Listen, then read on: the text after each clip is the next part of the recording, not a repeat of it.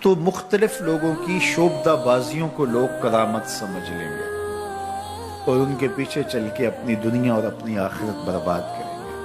اس لیے ہمیں اس بات کا پورا ادراک ہونا چاہیے کہ ولی کسے کہتے ہیں اور اس معیار پر ہم کسی کو دیکھیں۔ اس کے باوجود اس کا معاملہ اللہ کے ساتھ ہے، چونکہ نبی اپنی نبوت کا اعلان کرتا ہے، ولی اپنی ولایت کا اعلان نہیں کرتا۔ نبی کے اوپر لازم ہے، واجب ہے کہ وہ بتائے کہ میں نبی ہوں، لیکن یہ چیز ولی پر نہیں ہے۔ وہ تو کوشش کرتے ہیں کہ لوگوں کی نگاہوں سے چھپ جائیں، لوگوں سے پوشیدہ رہیں۔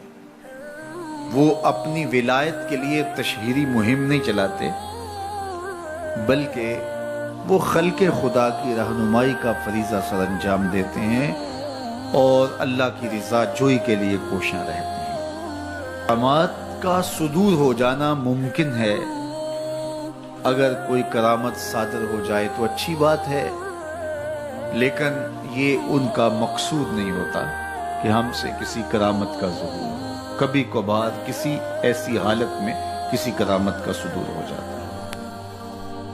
دو صفات کا حامل ہے الذین آمنوا وکانوا یتقون، جو قرآن نے بیان فرمایا۔ ایک تو وہ مومن کامل ہوگا، کامل مسلمان ہوگا، اور دوسرا وکانوا یتقون، وہ پرلے درجے کا متقی ہوگا، اعلیٰ درجے کا پرہیزگار ہوگا،